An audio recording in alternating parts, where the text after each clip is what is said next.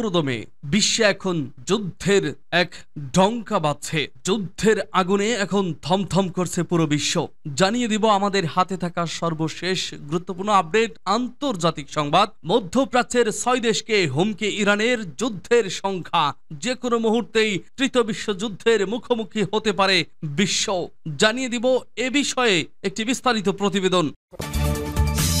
এরপর জানিয়ে দিব সানায় মার্কিন হামলায় নিহত অন্তত 4 জন, দাবি হুতিদের। আরো জানিয়ে দিব হামাস যোদ্ধারা আমাদের জীবন বাঁচিয়েছেন, ভিডিওতে 2 ইসরায়েলি জিম্মির স্বীকারোক্তি। এবং জানিয়ে দিব গাজায় ছড়িয়ে ছিটিয়ে আছে নারী ও শিশুর ছিন্ন ভিন্ন লাশ। সর্বশেষ থাকছে নেতানিয়াহুর বিরুদ্ধে বিশ্বাসঘাতকতার অভিযোগ, গৃহযুদ্ধের পথে দখলদার ইসরায়েল। শুনছিলেন সংবাদ শিরোনাম, এখন বিস্তারিত। তবে তার আগে অনুরোধ থাকবে ভিডিওটিতে একটি লাইক এবং কমেন্টস করে জানিয়ে দিন আজকের এই ভিডিও সম্পর্কে আপনার মূল্যবান মতামত। আর অবশ্যই এই ভিডিওটি আপনার ফেসবুক সোশ্যাল মিডিয়ায় শেয়ার দিয়ে ছড়িয়ে দিন। আর জানিয়ে দিন আপনি কোন জেলা থেকে বা কোথা থেকে আমাদের সংবাদটি শুনছেন এবং দেখছেন। ভয়াবহ যুদ্ধের আশঙ্কা, মধ্যপ্রাচ্যের 6 দেশকে হুমকি ইরানের, যুদ্ধের সংখ্যা। মধ্যপ্রাচ্যের 6টি দেশ ইরাক, কুয়েত, সংযুক্ত আরব আমিরাত, কাতার, তুরস্ক এবং বাহরাইনকে কঠোর ভাষায় সতর্ক করেছে ইরান। সতর্ক বার্তায় বলা হয়, এসব দেশ যদি মার্কিন সামরিক অভিযানে সহায়তা করে, বিশেষ করে নিজেদের আকাশসীমা বা ভূখণ্ড ব্যবহারের অনুমতি দেয়, তাহলে তাদেরকে গুরুতর পরিণতি ভোগ করতে হবে। খবর রয়টার্সের। ইরানের সর্বোচ্চ নেতা আয়াতুল্লাহ সাইদ আলী খামেনি দেশের সশস্ত্র বাহিনীকে সর্বোচ্চ সতর্ক অবস্থায় থাকার নির্দেশ দিয়েছেন। সম্প্রতি মার্কিন প্রেসিডেন্ট ডোনাল্ড ট্রাম্প ইরানের বিরুদ্ধে সরাসরি সামরিক অভিযানের হুমকি দেওয়ার পর এই প্রতিক্রিয়া এসেছে। এই পরিস্থিতিতে ইরান সামরিক প্রস্তুতি জোরদার করেছে এবং নিজেদের প্রতিরক্ষামূলক অবস্থান দৃঢ় করেছে। এতে করে পুরো উপসাগরীয় অঞ্চল জুড়ে উত্তেজনা বেড়ে গেছে এবং যুদ্ধের সংখ্যা তৈরি হয়েছে। আরব উপসাগরীয় দেশগুলো এখন এক জটিল পরিস্থিতিতে পড়েছে।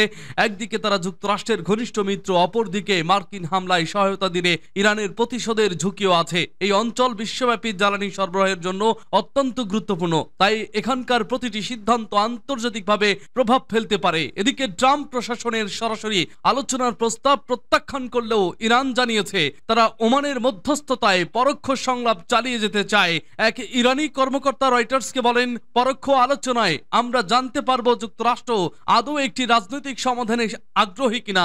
যুক্তরাষ্ট্র যদি আন্তরিকতা দেখায় তাহলে শিগগিরই এই ধরনের সংলাপ শুরু হতে পারে। এই আলোচনায় ইরানের প্রতিনিধি হিসেবে পররাষ্ট্রমন্ত্রী আব্বাস আরাকচি বা তার উপমন্ত্রী মাজিদ খান তাখুত রাভানসির নাম বিবেচনায় আনা হতে পারে। তবে ওই কর্মকর্তা সতর্ক করে বলেন, এই পথ সহজ হবে না, বরং তা হতে পারে জটিল ও অনিশ্চিত।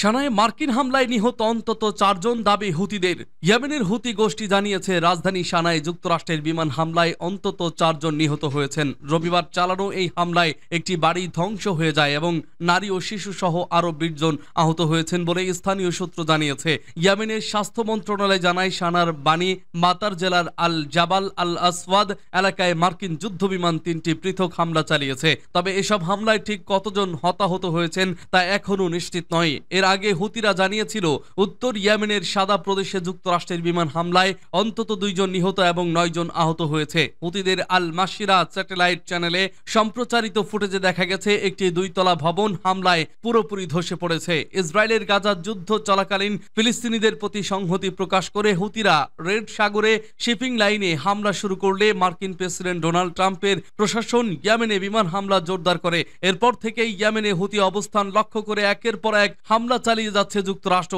প্রতিবেদনে বলা হয়, গত 1 মাসে মার্কিন বিমান হামলায় ইয়েমেনে বহু বেসামরিক নাগরিক নিহত হয়েছেন, পরিবার ধ্বংস হয়েছে, সেনা ঘাঁটি গুড়িয়ে দেওয়া হয়েছে এবং হুতি যোদ্ধারাও প্রাণ হারিয়েছেন। হোয়াইট হাউস জানিয়েছে এ পর্যন্ত ইয়েমেনে 200-রও বেশি বিমান হামলা চালানো হয়েছে। হুতিরা বলছে, গাজায় মানবিক সহায়তা আটকে দেওয়ার প্রতিবাদে এবং যুদ্ধবিরতি ভেঙে ইসরায়েল নতুন করে হামলা শুরু করার পর তারা আবারও ইসরায়েল সংযুক্ত জাহাজগুলোকে লক্ষ্যবস্তু করার ঘোষণা দেয়। গত বছরের নভেম্বর থেকে চলতি বছরের জানুয়ারি পর্যন্ত হুতিরা 100-রও বেশি বাণিজ্যিক জাহাজে ক্ষেপণাস্ত্র, ড্রোন হামলা চালিয়েছে। এছাড়া হুতিরা যুক্তরাষ্ট্রের যুদ্ধ জাহাজেও হামলা চালিয়েছে বলে জানিয়েছে।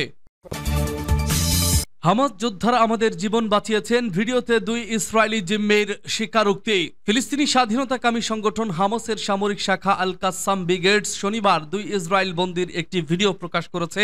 ভিডিওতে তারা তাদের মুক্তির জন্য ইসরায়েল সরকার এবং প্রধানমন্ত্রী বেনিয়ামিন নেতানিয়াহুকে চাপ দিতে দেশটির জনগণের প্রতি আহ্বান জানিয়েছেন। খবর আনাদুলু এজেন্সির। ওই ভিডিওতে এক বন্দী বলেন, আমরা মুক্ত বাসাতে নিঃশ্বাস নিতে চাই, আকাশের চাঁদ তারা দেখতে চায়, আমাদেরকে বাঁচাও। তিনি ইসরায়েলি সেনাবাহিনীর প্রতি অভিযোগের সুরে বললেন, ইসরায়েল আর্মি আমাদের ওপর বোমা নিক্ষেপের সিদ্ধান্ত নিয়েছে, এমনকি আমরা যে ভবনে থাকি সেখানেও বোমা মারা হয়েছে, অথচ আমরা মুক্তি চাই।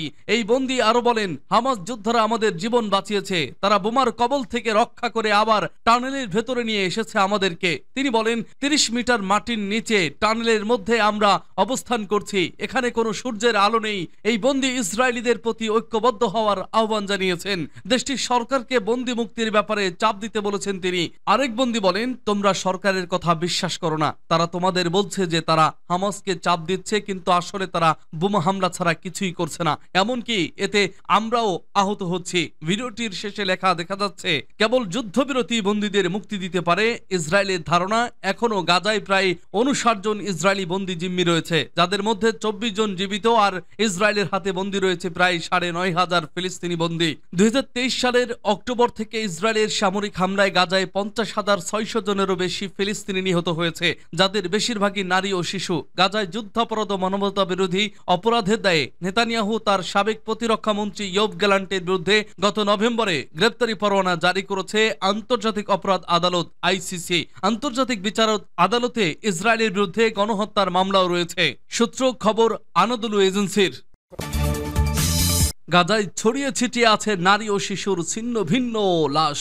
এদিকে যুদ্ধ বিধ্বস্ত গাজা উপত্যকায় ইসরায়েলি বাহিনীর ধারাবাহিক বিমান হামলা অব্যাহত রয়েছে। রোববার ভোরে খান ইউনুসের একটি আবাসিক এলাকায় ইসরায়েলি বাহিনীর বোমা হামলায় সেখানে ছিন্ন ভিন্ন হয়ে গেছে ফিলিস্তিনিদের লাশ। খান ইউনুসের বাসিন্দা জামাল আল মাধুন আল জাজিরাকে জানিয়েছেন কিভাবে তিনি ভোরে একটি আবাসিক বাড়িতে বোমা হামলায় বেঁচে গিয়েছিলেন। তিনি বলেছেন, আমরা শান্তিতে ঘুমাচ্ছিলাম এবং হঠাৎ বাড়িগুলো গুড়িয়ে দেওয়া হয়। নিরীহ নারী ও শিশুদের মাথার উপর ছাদ উপড়ে ফেলা হয়েছে, ভারী ক্ষেপণাস্ত্র শিশুদের উপর নিক্ষেপ করা হয়। জামাল আরো বলেছেন, আমরা ধ্বংসস্তূপ থেকে 8 জনের মৃতদেহ উদ্ধার করেছি, তাদের সবাই নারী ও শিশু, একজন পুরুষও নেই। তারা ইসরায়েলিরা অর্থাৎ মিথ্যা দাবি তুলেছে যে তারা যোদ্ধাদের নিশানা করেছে, পুরোটাই মিথ্যা। তাদের লক্ষ্য মুসলিম পরিচয়ের যে কোনো মানুষকে হত্যা করা। এই নিরীহ নারী ও শিশু সবার লাশ ছিন্ন ভিন্ন হয়ে গেছে। 24 ঘন্টায় গাজার বেশ কয়েকটি লক্ষ্যবস্তুতে ইসরায়েলি সামরিক বাহিনী আবারও হামলা চালিয়ে অন্তত 46 ফিলিস্তিনিকে হত্যা করেছে। আল জাজিরা জানিয়েছে, রোববার ভোর থেকে খান ইউনুসে ইসরায়েলি বাহিনী একটি আবাসিক ভবন এবং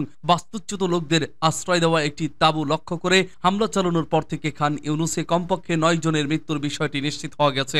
উদ্ধারকারীরা ধ্বংসস্তূপের মধ্যে হতাহতের খোঁজে তল্লাশি চালাচ্ছেন। একটি মেডিকেল সূত্র জানিয়েছে, গাজা সিটির পূর্বাঞ্চলীয় সোজাইয়া এলাকা লক্ষ্য করে চালানো বিমান হামলায় 3 জন নিহত হয়েছেন।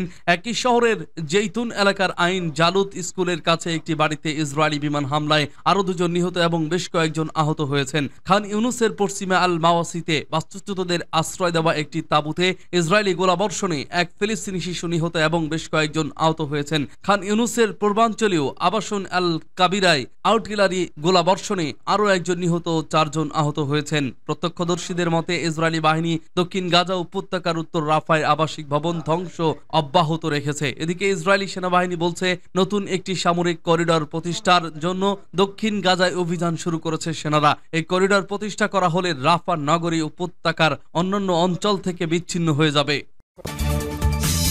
নেতানিয়াহুর বিরুদ্ধে বিশ্বাসঘাতকতার অভিযোগ, গৃহযুদ্ধের পথে ইসরায়েল। ইসরায়েলের প্রধানমন্ত্রী বেনিয়ামিন নেতানিয়াহু সম্প্রতি একটি নতুন সংকটে জড়িয়ে পড়েছেন। নিজ দেশে দুর্নীতির অভিযোগে বিচারাধীন তিনি। পাশাপাশি গাজায় যুদ্ধাপরাধ ও মানবতা বিরোধী অপরাধের কারণে আন্তর্জাতিক অপরাধ আদালতের আইসিসি গ্রেপ্তারি পরোয়ানার মুখোমুখি নেতানিয়াহু। এবার তিনি বিশ্বাসঘাতকতার গুরুতর অভিযোগে অভিযুক্ত। নেতানিয়াহুর বিরুদ্ধে অভিযোগ, 2023 সালের 7 অক্টোবর হামাসের হামলার ব্যাপারে তথ্য থাকা সত্ত্বেও তিনি প্রয়োজনীয় ব্যবস্থা গ্রহণ করেননি। 7ই অক্টোবরের ঘটনার পেছনে নেতানিয়াহু। ইসরায়েলি সংবাদ মাধ্যম ও জনগণের একাংশ আগে থেকেই দাবি করে আসছিলেন যে 2023 সালের 7ই অক্টোবরের হামলায় 1200 ইসরায়েলির মৃত্যুর ঘটনার সঙ্গে বাস্তবতার কোনো মিল নেই। ইসরায়েলের প্রভাবশালী দৈনিক হারেজ এর এক প্রতিবেদনে বলা হয়, সেদিনের প্রত্যক্ষদর্শী ও দায়িত্বে থাকা সেনাদের সাক্ষ্য জানা যায় হনিবাল ডিরেক্টিভ জারি করে ইসরায়েলি সেনাবাহিনী নিজ নাগরিক ও সেনাদের হত্যা করে যেন তারা হামাসের হাতে না পড়ে। অন্য কথায় নেতানিয়াহু কেবল হাজার হাজার ফিলিস্তিনিদের উপর গণহত্যা চালানোর জন্যই দায়ী নন, বরং তার নিজ সৈন্যদের হত্যার জন্য দায়ী। কাতার গেট তদন্ত কি বলছে? তবে সর্বশেষ ঘটনাটি আগের অভিযোগগুলোর চেয়ে ভিন্ন প্রকৃতির। ইসরায়েলের অভ্যন্তরীণ গোয়েন্দা সংস্থা শিনবেত বিষয়টি নিয়ে এক তদন্ত পরিচালনা করে। কাতার গেট নামে পরিচিত এই তদন্তের ভিত্তিতে আরো গুরুতর অভিযোগ আনা হয়েছে নেতানিয়াহু তার কার্যালয়ের বিরুদ্ধে। শিনবেত এর এক তদন্তে উঠে আসে নেতানিয়াহু তার উপদেষ্টারা 2023 সালের 7ই অক্টোবরের হামলা সম্পর্কে আগে থেকেই জানতেন, তবে নিরাপত্তা সংস্থাগুলোকে তা জানানো হয়নি। এমনকি গাজার বেসামরিক কর্মচারীদের বেতন দেওয়ার জন্য কাতার থেকে যে অর্থ হামাসের কাছে পাঠানো হয়েছিল, সেই অর্থের কিছু অংশ আত্মসাৎ করা হয়েছিল, কারণ অর্থগুলো নেতানিয়াহুর উপদেষ্টাদের মাধ্যমেই পাঠানো হয়েছিল। নেতানিয়াহু তার উপদেষ্টাদের বিরুদ্ধে শিনবেতের এই তদন্তই মূলত কাতার গেট কেলেঙ্কারি নামে পরিচিত। এই তদন্ত ফাঁস হওয়ার পর ইসরায়েলের সামরিক গোয়েন্দা সংস্থার প্রধান আমান এবং চিফ অফ স্টাফ তাদের ব্যর্থতার কারণে পদত্যাগ করেন। অন্যদিকে নেতানিয়াহু শিনবেত প্রধান রোনেন বার এই পদত্যাগ দাবি করেন।